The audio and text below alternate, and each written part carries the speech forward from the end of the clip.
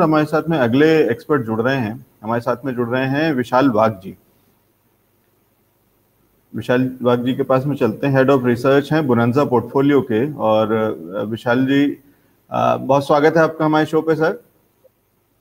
Thanks a lot Alex. बताइएगा। जी Alex, हम लोगों ने लास्ट टाइम आपके शो पे कुछ बात किया था जहाँ पे मैंने मेरा अनकंफर्टेबल मार्केट के लिए आपको बोला हुआ था कि मैं ये लेवल पे कंफर्टेबल नहीं हूँ। जी। आपको अगर याद होगा तो। हाँ जी। और आज हम लोग वही चीज देख रहे हैं, कहीं ना कहीं मार्केट में प्रॉफिट बुकिंग का दौर चालू हो चुका है। जी तो आपके जरिए वो रिटेल इन्वेस्टर को मैं आगाह करना चाहता हूँ जिन्होंने कभी मंदी देखी नहीं है, लास्ट 1-1.5 साल में एंट्री किया हुआ है मार्केट में। ठीक है। ओके, और हमारे कि ज्यादातर अगर दर्शक इनका शायद उसी एज ग्रुप और उसी तरीके के एक्सपीरियंस के साथ में आते हैं, जो कि डिजिटल माध्यम से और इस तरीके के शोज और हमारे हमारे हमारे स्ट्रीम्स को देख करके हमारे साथ में कनेक्ट होते हैं। और उन्होंने शुरू किया, अभी नए हाल में खाते खुले हैं, डीमैट अकाउंट्स खोल करके या ट्रेडिंग या इन्वेस्टमेंट शुरू किया है। तो उनके लिए एक कॉशन नोट है विशाल वाघ जी का, क्योंकि आपको ये हमेशा जो अभी तक पिछले 1-1.5 साल से वो एक बहती हुई गंगा मिल रही थी। तो बाजार ऐसे हमेशा काम नहीं करता, एक तरफ नहीं चलता है। ये एफडी नहीं है कि फिक्स हो गया और आपको मुनाफा देगा और बढ़ाता भी जाएगा उससे भी ज्यादा रेट ऑफ इंटरेस्ट, ऐसा कुछ भी नहीं है। दोनों तरफ चलता है। अगर आप सावधान नहीं हैं, अगर आप सचेत नहीं हैं, अगर आप समझ के और एक्सपर्ट्स की सहायता से काम नहीं कर रहे हैं, तो विशाल जी कह रहे हैं कि अब थोड़ा सा सावधान हो जाइए। अब सबको मुनाफा मिलेगा और आंख बंद करके मिलेगा, वो वाला टाइम अभी थोड़े दिन नहीं है। यही कह रहे हैं सर? बराबर है, एब्सोल्युटली राइट। वैसे भी एक पुराना सेइंग है हमारे मार्केट में कि सेल इन में and go for holiday. Okay, तो कहीं ना कहीं वही चीज हम लोगों को देखने को मिल रहा है कि जो भी जून में एक साइडवेज पैटर्न था या जो भी रैली थी, वो लेवल्स अभी शायद से हम लोगों को जल्दी ना देखने को मिले बहुत सारे स्टॉक्स के। और मैं कुछ मेरा यहाँ पे एक एक्सपीरियंस भी शेयर करता हूँ कि हम लोगों ने जो भी बड़े टॉप आउट देखे हुए हैं वहाँ कहीं ना कोई स्टॉक्स या कोई ना कोई ग्रुप प्रॉब्लम्स में आ रहे हैं। जैसे कि मैं 2000 की बात करूं, 2001 में आईटी स्टॉक्स में हम लोगों ने बहुत सारे प्रॉब्लम्स देखे थे। 2008 में कहीं ना कहीं आरएनआरएल आरपीएल में हम लोगों ने एक अच्छा खासा डाउन साइड देखा था। उसके बाद एक बाउंस बैक के बाद मार्केट में जो सप्लाई आई वो एक बड़े पैमाने पे सप्लाई थी। ओके, उसके बाद हम लोगों ने 2008 की बात हो गई, 2015 में भी एमटेक का जो पूरा ग्रुप था वो कहीं ना कहीं सस्ते में आ गया था और उसके बाद मार्केट ने एक अच्छा खासा करेक्शन देखा था। ओके, अभी 2018-19 की बात करूं तो 2018-19 में आपका आईएलएनएफएस आया था। आईएलएनएफएस के बाद डीएचएफएल का कांड आया था। उसके बाद कहीं ना कहीं इंडिया बुल हाउसिंग फाइनेंस जो 1500-1600 रुपए का स्टॉक था उसमें भी एक प्रॉफिट बुकिंग का दौर बना था। ठीक है, यही चीज कहीं ना कहीं शुरुआत अदानी ने की हुई है। मोस्ट प्रोबेबली कोई स्टॉक और फॉलो करे, ऐसा हो सकता है। इट इज नॉट नेसेसरी कि ऐसा ही है।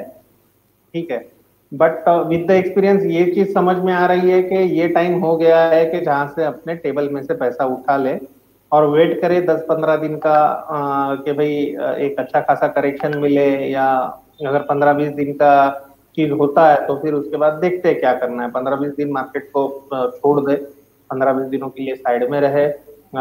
शायद से ऐसा हो कि आपके बेचे हुए स्टॉक बहुत अच्छे रेट में आपको वापस लेने के लिए मिले।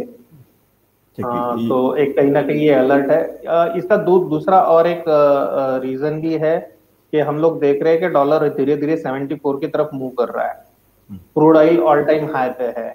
कल फेड के इसमें भी आपने अगर देखे होंगे नोट्स प्रॉपरली, तो उन्होंने उनका जो इन्फ्लेशन का मार्क है वो ऊपर में कर दिया है। ये सब चीजें कहीं ना कहीं इंडिकेशन दे रही है कि शायद से मार्केट में एक दौर प्रॉफिट बुकिंग का आ सकता है। जो नए इन्वेस्टर है वो ये लेवल पे बहुत कॉशियस रहे। स्पेसिफिकली जो स्टॉक अपर सर्किट कंटिन्यूअसली मार रहा है, इनमें अगर लोअर सर्किट लगने चालू हो गए तो फिर शायद से एग्जिट का मौका ना मिले। ठीक है। ओके, तो यही मैं आपके जरिए, आपके शो के जरिए जो नए इन्वेस्टर है उनको एक बार बताना चाहूंगा कि ये टाइम आ गया है कि जहाँ पे थोड़ा बहुत प्रॉफिट लेके वेट एंड वॉच किया जाए, मार्केट में एक कोई नया ट्रेंड आ रहा है उसको ऑब्जर्व किया जाए, उसमें से कुछ सीखा जाए। मोस्ट प्रोबेबली ये हो सकता है कि मैं फेल जाऊं, और मैं उम्मीद करता हूं कि मैं फेल जाऊं। ठीक है, अगर वो मैं फेल जाता हूं तो मुझे बहुत अच्छा लगेगा कि एटलीस्ट जो लोग मिड कैप स्मॉल कैप में बहुत अच्छा पैसा कमा रहे हैं उनका पैसा बचा रहेगा।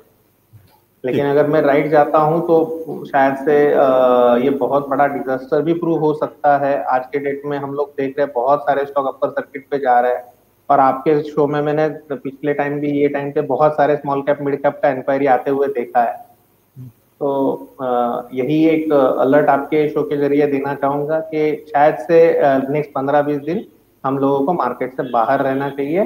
देखना चाहिए मार्केट में क्या न्यूज फ्लोज आते हैं, क्या आता है, कुछ अलग चीज होता है, या मार्केट रैली कंटिन्यू करता है। मार्केट अगर रैली कंटिन्यू करेगा तो पार्टिसिपेट करने के लिए अपने हाथ में पैसा भी रहेगा।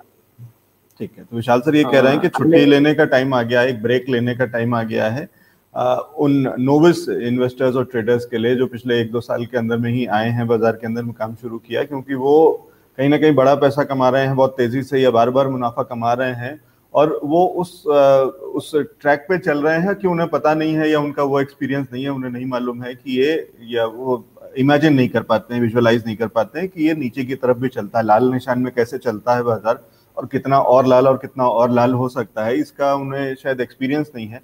और जो लोग लंबे समय से बाजार में काम कर रहे हैं, जो विशाल सर अपने एक्सपीरियंस से बता रहे हैं या मैंने भी देखा हुआ है, तो हमने कई बार इस तरीके से उसको आराम करते हुए बाजार को दोनों दूसरी दिशा में जाते हुए भी देखा है।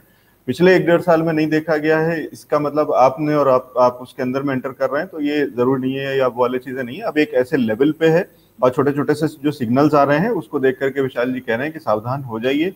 अच्छा तरीका ये है कि ऑफ द टेबल जिसको कहते हैं कि अपना जो आपने मुनाफा बनाया हुआ जो आपको शेयर्स में दिखा रहा है उस मुनाफे को बुक कर लीजिए, साइड में बैठिए, एक 10-15 दिन का एक ब्रेक लीजिए, इंट्रोस्पेक्ट कीजिए, कुछ चीजें और सीखिए, कुछ टेक्निकल सीखिए, कुछ फंडामेंटल्स पढ़िए, जो उन शेयर्स को आप ट्रैक कर रहे हैं उनके बारे में जानने की कोशिश करिए, लेकिन थोड़ा इतिहास को देखिए, समझिए, क्योंकि अब आसानी से पैसा नहीं बनेगा, और प्लस हर हर दिन पैसा क्यों बनाना, छुट्टी लीजिए ना, बहुत दिन से बहुत पैसा बना लिया, बहुत कमा लिया, उसको खर्च करने का टाइम में अनलॉक शुरू हो रहा है, ट्रैवल करिए, पढ़ाई करिए, कुछ भी और चीजें करिए, लेकिन ब्रेक लीजिए, ये कह रहे हैं विशाल सर। ठीक कह रहा हूँ सर? एब्सोल्युटली राइट सर, मतलब मेरे को बहुत अच्छे वर्ड्स में आपने बता दिया। मैं शायद से घुमा फिरा के किले भी बना रहा था, आपने स्ट्रेट फॉरवर्ड बता दिया। हाँ, इतना ही है। Thanks a lot.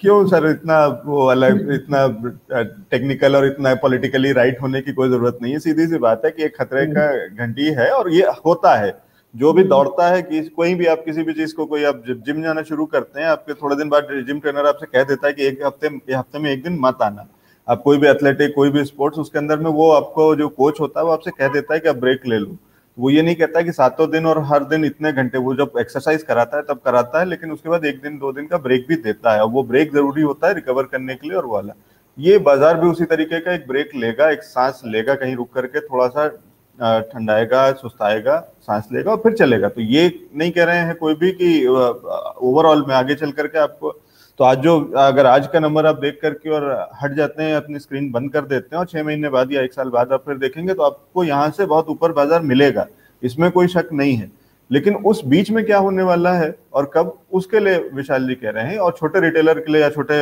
जो लोग काम करते हैं, जो कम पैसे कम पूंजी के साथ में हम आप जो लोग करते हैं रिटेलर के लिए, उनके लिए बड़ी समस्या होती है। बड़े पैसे के साथ में वो जो काम करते हैं उनकी हेजिंग होती है, उनका बहुत सारे और तरीके होते हैं कि जब इधर से पैसा कम होने लगता है या रुकता है तो उनके पास कहीं और पैसा होता है, उनके पास एक्स्ट्रा पैसा अलग रिजर्व में होता है, सरप्लस में होता है, कि जब वो फिर और सस्ते में मिलता है तो फिर वो एवरेजिंग करते हैं और खरीदते हैं। आपका पैसा शायद उतना ही, जितना पैसा आपके पास है वो शायद उसका 90% शायद आपने बाजार में ऑलरेडी लगा रखा होगा। आपके पास दोबारा मौका जब आएगा, जब आपको और चीजें सस्ती मिलेंगी, तब आपके पास पैसा होना चाहिए, उस काम के लिए आज का प्रॉफिट बुक करके रखिए, अलग निकालिए, फिर मौका आएगा फिर एंटर करिएगा। विशाल सर, आज कुछ कहीं अभी इस खतरनाक या इस थोड़े से सचेत वाले लेवल के अंदर में, क्रिटिकल लेवल के अंदर में बाजार जहाँ पे है, क्या उसके बाद भी कुछ मौका है आज भी? मौके तो शॉर्ट साइड के है। जो मैं आपके शो में भी बोलूंगा कि आईसीआईसीआई बैंक के लेवल पे शॉर्ट किया जा सकता है, 634 का लेवल है। 645 के स्टॉप लॉस रहेंगे। कहीं ना कहीं टारगेट 590 के आजू बाजू के बन रहे, 590 से लेके 540 तक के नीचे में स्टॉप टारगेट्स इसके बन रहे हैं। दूसरा जो काउंटर है, टाटा स्टील हम लोगों ने ऊपर में शॉर्ट किया था, जो हम लोगों ने हमारे क्लाइंट को राय भी दी हुई है, 1131 में शॉर्ट किया था। अभी वो उसका 1101 का जो इंट्राडे का टारगेट है वो लगभग अचीव होने के लिए आया हुआ है। बट यहाँ से भी चल के आगे आने वाले समय में कहीं ना कहीं टाटा स्टील की बात कर रहा हूँ। टाटा स्टील, अच्छा हाँ सॉरी, टाटा मोटर बोल दिया होगा तो गलती से हो गया होगा। नहीं ठीक है। तो नीचे के साइड में कहीं ना कहीं ये बड़ा ड्रिफ्ट इसमें दिख रहा है। और जो भी लोग मेटल में हैं उनके लिए और एक रेड इंडिकेटर ये है कि चाइना ने अभी उनके एक्सपोर्ट्स वापस खोल दिए हैं। ओके, तो वो भी है कि शायद से अभी ये कंपनीज के मार्जिन कम हो जाएंगे, इनको कॉम्पिटिटर्स बढ़ जाएंगे मार्केट्स में, तो वो भी एक कारण है कि मेटल कंपनीज नीचे आए। सर एक बार लेवल्स बता दीजिए, टाटा स्टील में लेवल्स क्या दे रहे हैं और स्टॉप लॉस कहाँ पे लगेगा? अभी टाटा स्टील में ये बाउंस पे शॉर्ट करना है, 1120 से लेके 1125 तक का जब बाउंस आया तो शॉर्ट करने का है। नीचे में ये 950 तक जा सकता है। इसका मैं लॉन्गर टर्म स्टॉप लॉस दे देता हूँ, एक 1165 का इसका स्टॉप लॉस रहेगा। नीचे में 950 980 तक के लेवल्स इसमें देखने को मिलेंगे। ये पोजिशनल शॉर्ट है। ठीक है, 950 980 तक के टारगेट्स मिल सकते हैं, स्टॉप लॉस 1150 होगा। लेकिन कौन से बाउंस पे असर करना है, किन लेवल्स पे आप कह रहे हैं? 1125 से 1140 के बीच में इसको शॉर्ट किया जाए। ठीक है, ये है टाटा स्टील प्राइस। सर एक बार लेवल जो है आईसीआईसीआई बैंक में भी बता दीजिए। आईसीआईसीआई बैंक 634 पे है, 645 का इसका स्टॉप लॉस है और एक्सपेक्ट कर रहे हैं नीचे का लेवल 590 पहला, 590 पहला, 560 के करीब दूसरा लेवल है। ठीक है, इन्हीं लेवल्स पे शॉर्ट किया जा सकता है अभी 632 के आसपास? डेफिनेटली यही लेवल पे इसको शॉर्ट किया जा सकता है। तीसरा जो स्टॉक है जो मैं देख रहा हूँ वो है डीएलएफ। डीएलएफ अभी चल रहा है 300 रुपए के आजू बाजू। ये लेवल पे डीएलएफ में शॉर्ट किया जा सकता है। 312 का स्टॉप लॉस रहेगा और नीचे के जो लेवल्स मुझे आते हुए दिख रहे हैं वो कहीं ना कहीं 269 के आजू बाजू के लेवल से 269 से लेके 250 के बीच में एक बार ये स्टॉक आ सकता है। तो नीचे का लेवल 269, 259 ये रहेंगे। स्टॉप लॉस इसका रहेगा 312। ठीक है, डीएलएफ, आईसीआईसीआई बैंक और टाटा स्टील, तीन स्टॉक्स, तीनों पे बिकवाली की राय विशाल जी की। और ये भी एक अच्छा तरीका हो सकता है सर, मैं आपसे बात करते करते ही सोच रहा हूँ कि ये जो नए इन्वेस्टर्स हैं जिनको हम कह रहे हैं कि वो थोड़ा ब्रेक लें और रुक जाएं, इस ब्रेक में वो बिकवाली भी सीख सकते हैं क्या? बिकवाली करना थोड़ा सा, बिकवाली का एक चीज होता है कि उनको पहले पेपर ट्रेड करनी चाहिए। पेपर ट्रेड पे वो चीज सीखे, उसके बाद करे। बिकवाली करना थोड़ा सा रिस्की होता है। नॉर्मली हम लोगों ने इसमें बहुत सारे लॉसेस होते हुए देखे हैं, क्योंकि ये जो इन्वेस्टर मेंटेलिटी है वो ये होता है कि एक बार स्टॉक ले लो, फिर जब बढ़ेगा तभी बेचेंगे, तो नीचे में जितने दिन है उतने दिन नहीं बेचेंगे। वो चीज लॉन्ग शॉर्ट में नहीं किया जा सकता है, वो नहीं है। प्लस उसके लिए प्रोफेशनल आपको होना पड़ेगा, बहुत रात दिन उसके अंदर में बहुत लगना पड़ेगा, बहुत सारी टेंशन, बहुत सारी चीजों को देखना होगा। और जो कि बाइंग साइड में आप थोड़ा सा एक सेफ साइड होता है कि हाँ ठीक है कि अगर आप ट्रैप भी हो गए, अगर नहीं बढ़ रहा है और जल्दी नहीं मुनाफा दे रहा तो भी आप डाल कर उसको छोड़ सकते हैं कि लंबे समय में मुनाफा दे देगा अगर शॉर्ट टर्म में नहीं दे रहा है। लेकिन शॉर्ट साइड में ये नहीं हो सकता, और शॉर्ट साइड में आपको कट ही जाएगा, नुकसान भी हो सकता है या ट्रैप होने का चांसेस ज्यादा है। तो ठीक है, लेकिन आप इसको देखिए, समझने की कोशिश करिए कि बहुत लोग, और ये बहुत कम परसेंटेज होते हैं, मुश्किल से शायद बाजार के अंदर में 10% या 12% 15% लोग होते होंगे जो शॉर्ट करते हैं, जो बिकवाली करके मंदी करके पैसा कमाते हैं। उनके लिए मौके आते हैं, देर में आते हैं, कभी कभी आते हैं, और अब शायद उनके लिए मौके आ रहे हैं। या दोनों तरफ के जो काम करते हैं, जो ट्रेडर्स होते हैं या प्रोफेशनल, और जो बार बार और बहुत जल्दी जल्दी काम करते हैं, उनके लिए दोनों तरीके के मौके आना शुरू हो जाएगा। उस तरीके का बाजार हो रहा है। जो आप लोग, जो नॉर्मली जो लोग रिटेल में होते हैं, जो कि खरीद के या तो खरीद के शॉर्ट टर्म में बेचते हैं या लॉन्ग टर्म में बेचते हैं, उनके लिए अभी छुट्टी बनाने का मौका शुरू हो रहा है। ठीक है विशाल सर, ये तीन तो आपने हमें शॉर्ट कॉल्स दी हैं, आईसीआईसीआई बैंक, टाटा स्टील और डीएलएफ। हाँ जी सर। ठीक है, मैं कुछ एक सवाल ले लूं सर दर्शकों के? डेफिनेटली लीजिएगा। ठीक है, विप्रो पे एक राजेश जी का सवाल है कि क्या बोनस या स्प्लिट के चलते नियर फ्यूचर में इसमें कुछ अपॉर्चुनिटी दिख रही है क्या? नियर टर्म के लिए तो मेरे हिसाब से बहुत सारी चीजें प्राइस्ड इन हो चुकी है विप्रो में भी। बट हम लोग लॉन्ग टर्म के हिसाब से देखें तो ये बाय ऑन डीप वाला काउंटर है, और मोस्ट प्रोबेबली जिनका होल्डिंग कैपेसिटी अगले 3-4 साल का है उनके लिए ये बहुत बड़ा मुनाफा ओपन कर सकता है। लेकिन अगर आप शॉर्ट टर्म ड्यूरेशन है, 1 साल के नीचे जो भी व्यू है, उसके लिए डेफिनेटली ये स्टॉक में बहुत अच्छे प्राइस आज के लेवल पे है, बहुत ज्यादा वैल्यूएशन है। एक बार प्रॉफिट बुक करके नीचे में बाय करने का सोचना चाहिए। ठीक है सर, एक इन्हीं का ही एक सवाल है और वो मैं जान के लेना चाहता हूँ कि बर्गर किंग पे ये पूछना चाहते हैं कि कल परसों तक कुछ एक कॉल्स उसमें बाय की आ रही थी और उसमें इन्होंने शायद लिया था 163 के आसपास। आज उसने एक गिरावट दिखाई है और अभी भी करीब 2.25% गिर के काम कर रहा है, 159.30 पे है। क्या करना चाहिए इनको? 163 की इनकी खरीद है। बर्गर किंग में एक बार एग्जिट ले ले मेरे हिसाब से, या एक स्टॉप लॉस मेंटेन करें 144 का। ओके, तो 144 का स्टॉप लॉस इसमें मेंटेन करके चले। अगर 144 ट्रिगर्ड होता है तो मोस्ट प्रोबेबली ये स्टॉक वापस 115 के रेंज में जा सकता है।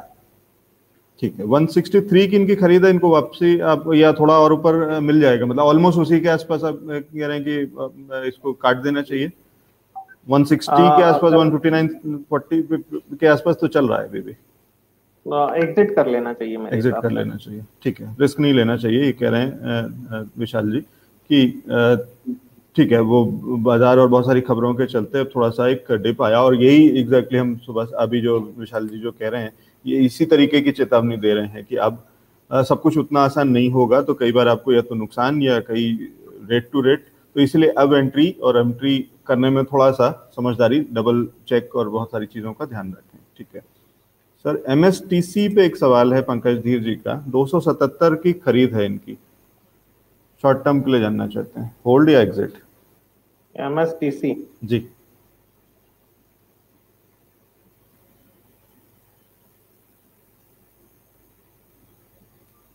एमएसटीसी में मैं वापस एग्जिट की सलाह यह लेवल पे बन रही है मेरे एंड पे। या अगर लॉन्ग टर्म कोई मतलब अगर फंडा इस 6 के जैसा एक स्टॉप लॉस लगा के इसको होल्ड कर सकता है। बट एट दिस मोमेंट मुझे ऐसा चार्ट पे कुछ बढ़िया सा फॉर्मेशन नहीं दिख रहा है जिसके रीजन में उनको बोलूं सकूं कि ये होल्ड किया जाए। ठीक है, शॉर्ट टर्म के लिए इसमें होल्ड की कोई राय नहीं है, लॉन्ग टर्म के लिए फिर भी देखा जा सकता है। ठीक है, संजीव कुमार जी का एक सवाल है एनएफएल पे। अभी तो फर्टिलाइजर का स्टार्ट होगा मेरे हिसाब से। नॉर्मली ये मानसून सीजन है फर्टिलाइजर का। जी। तो इसमें डेफिनेटली एक साइडवेज कंसोलिडेशन चल रहा है। साइडवेज कंसोलिडेशन का जो लोअर लेवल है वो है 64 रुपीज का। अगर 64 के नीचे ये कहीं भी चला जाता है तो मेरे हिसाब से एक एग्जिट जरूर इसमें बनता है। ओके, लेकिन जब तक ये 64 ब्रेक नहीं करता है तो ऊपर के लेवल पे हम लोग तेजी इसमें देख सकते हैं। सर, श्रेयसी जी का एक सवाल है एलएनटी पे 5 से 6 महीने का व्यू मांग रहे हैं। एलटी इंफ्रा बेट है पूरी तरह से, और जैसे कि बहुत सारे इंफ्रास्ट्रक्चर प्रोजेक्ट अभी शुरू हो रहे हैं, तो मोस्ट प्रोबेबली इसमें कुछ ना कुछ आ सकता है। बट अगर मैं चार्ट स्पेसिफिकली बात करूं तो कहीं कहीं भी मुझे 1570 के लेवल पे डबल टॉप हुआ हुआ दिखता है। और डबल टॉप के बाद अगर प्रॉफिट बुकिंग इसमें आता है तो ये वापस 1320 1330 कैसे जैसे वो लोअर लेवल से वो एक बार टेस्ट करने जा सकता है।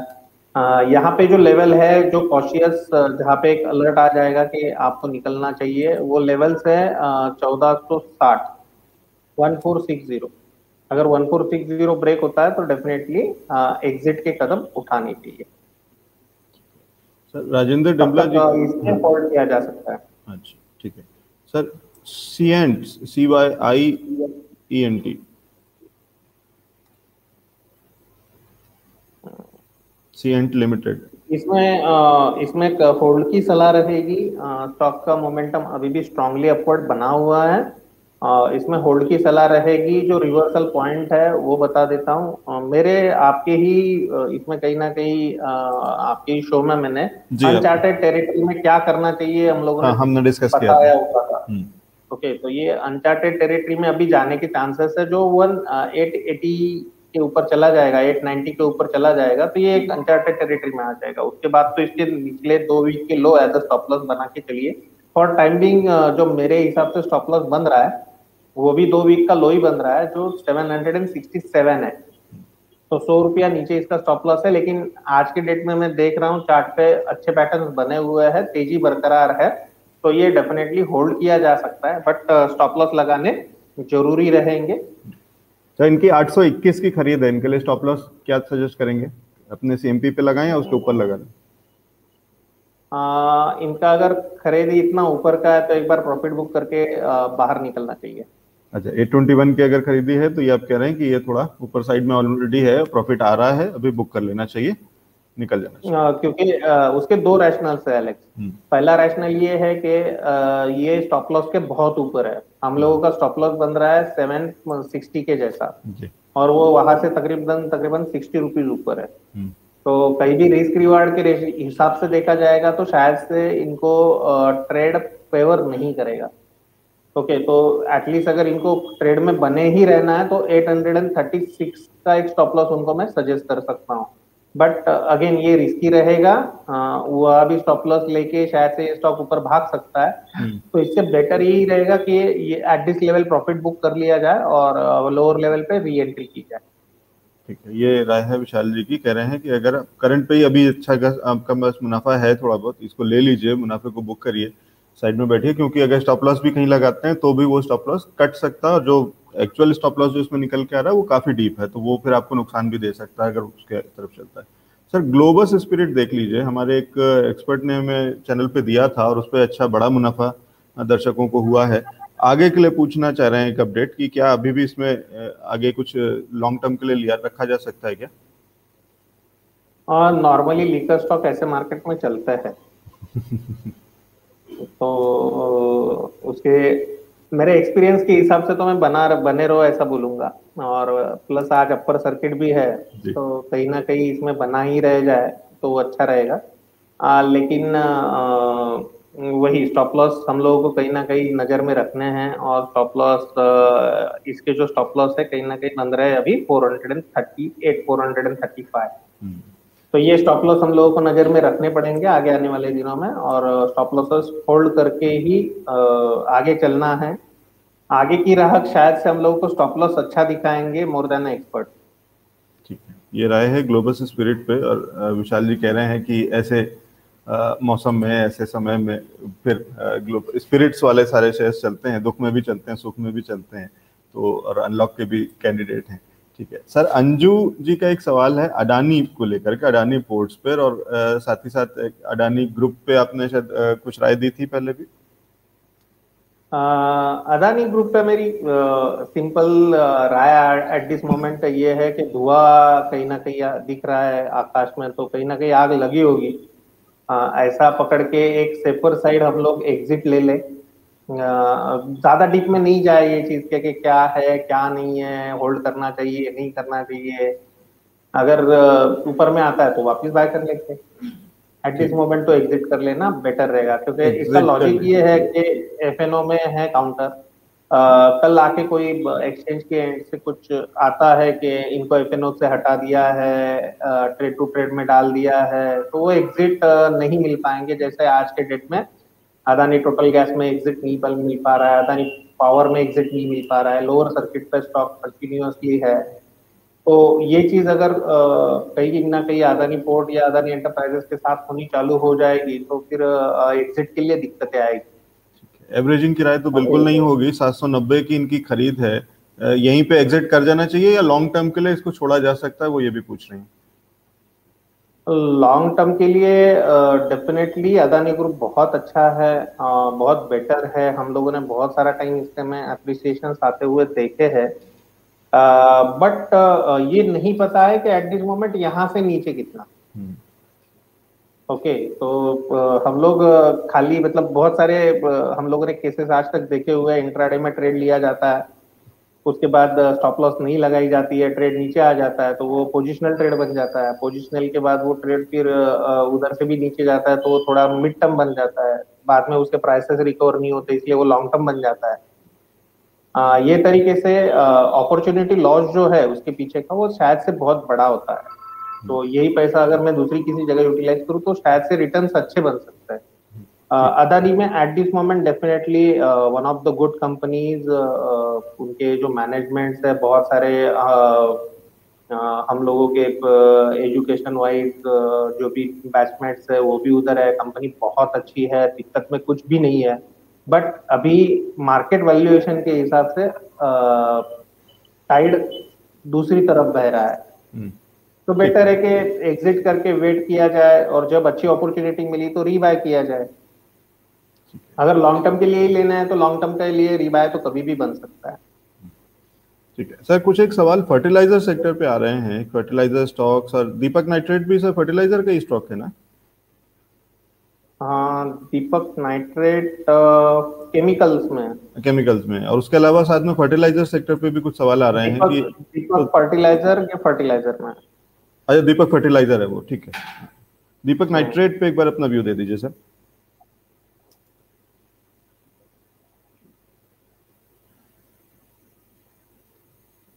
दीपक नाइट्रेट एक साइडवेज पैटर्न में बना हुआ है, अभी भी चार्ट बहुत स्ट्रांग है, इसमें कोई दिक्कत ऐसी नजर नहीं आ रही है। सेफर साइड के लिए 1620 का स्टॉप लॉस दिमाग में रखे, 1620 के नीचे जाता है तो इसमें होल्ड नहीं करना चाहिए। जो लॉन्ग टर्म प्रोस्पेक्ट, थोड़ा मिड टर्म प्रोस्पेक्ट है, शॉर्ट टर्म के लिए यहाँ से 1710 के नीचे ये खराब हो जाएगा, और ये साइडवेज है फिलहाल, तो जो भी रैली आनी है वो 1870 के ऊपर ही आएगी। बीच में ये साइडवेज बना हुआ है, इसमें बाकी कोई सलाह नहीं बन रही है। ठीक है सर, एक आखिरी सवाल विकास पुरी जी का है ग्रेन्यूल्स पे।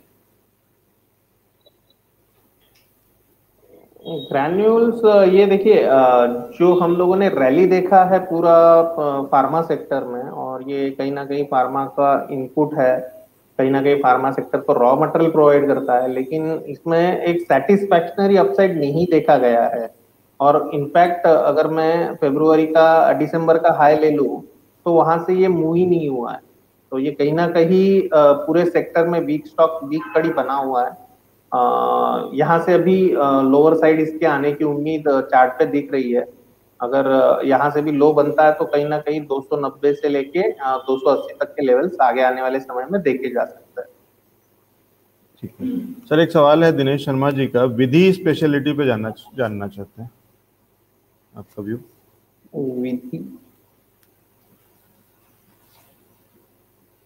विधि आईएनजी जो 210 का स्टॉक है। हाँ जी, विधि आईएनजी 210 का। अगेन व्यू साइडवेज बना हुआ है, काउंटर साइडवेज काउंटर है, 200 के नीचे जाएगा, 196 के नीचे जाएगा तो इसमें सेल ऑफ आएंगे, कॉशियस रहना चाहिए। ठीक है, कॉशियस का साइन, और ज्यादातर स्टॉक्स में और ज्यादातर बाजार में विशाल सर कह रहे हैं कि कॉशियस नहीं। सर बस एक आखिरी सवाल चलते चलते, प्राज इंडस्ट्रीज। शुगर सेक्टर में बहुत अच्छी तेजी बनी हुई है बाकायदा। ओके, और कहीं ना कहीं अपर साइड ही है प्राज इंडस्ट्री में, लेकिन चार्ट एक बार देख लेते हैं। चार्ट एक इंडिकेशन दे रहा है, जो 390 के 319 318 के नीचे अगर ये स्टॉक जाता है तो इसमें एक प्रॉफिट बुकिंग आ सकता है, लेकिन मुझे ये लेवल्स लेने के लिए बहुत अच्छे लग रहा है। स्पेसिफिकली शुगर सेक्टर में तेजी बना हुआ है और ये गैप फिलिंग कहीं ना कहीं हुआ है, तो ये लेवल्स मेरे लिए बहुत अच्छे बाइंग के लेवल्स बन रहे हैं। यहाँ से स्टॉप लॉस थोड़ा सा नीचे है, डीपर है, 317 318 का स्टॉप लॉस है, तो 10-12% का स्टॉप लॉस हो गया। बहुत अच्छा नीचे स्टॉप लॉस है, लेकिन ये लॉन्ग टर्म के लिए बाय है। यहाँ से भी एक 450 से लेके 500 तक के लेवल्स इसमें देखे जा सकता है। ठीक है, बहुत शुक्रिया विशाल सर हमारे साथ में जुड़ने के लिए, और ये राय रखने के लिए, और एक बार हमें चेताने के लिए, सचेत करने के लिए, सावधान करने के लिए कि अब सावधानी का समय है, डिसिप्लिन का समय है, स्टॉप लॉस के डिसिप्लिन जरूर ध्यान रखें, कोशिश करें कि अपना प्रॉफिट बुक करके थोड़ा ऑफ द टेबल कुछ मनी अपने पास रखें, मौके और आएंगे तो उसके लिए आपके पास पैसा होना चाहिए। ऐसा ना हो कि आपका सारा पैसा ऑलरेडी स्टॉक्स में ब्लॉक्ड है, पोर्टफोलियो में ब्लॉक्ड है और आप अब नई खरीदी नहीं कर पा रहे हैं, प्लस वो भी नुकसान देने लगे। तो इसलिए बहुत सारी चीज़ों की ज़रूरत है इस समय की, एक तो बैलेंसिंग की ज़रूरत है, रीस्ट्रक्चरिंग की ज़रूरत है, रिव्यू की ज़रूरत है पूरे पोर्टफोलियो की, और कॉल्स लेने में बहुत सावधानी की ज़रूरत है। और ऐसे समय में हमें विशाल सर की ज़रूरत बहुत ज़्यादा पड़ती है, और इसलिए फाउंडर इंडिया देखते रहें, मार्केट लाइव देखते रहें, और हम बार बार आपके पास आते रहेंगे। बहुत शुक्रिया सर हमारे साथ में जुड़ने के लिए और समय देने के लिए। Thank you so much sir. Thank you Alex, thanks. Thank you.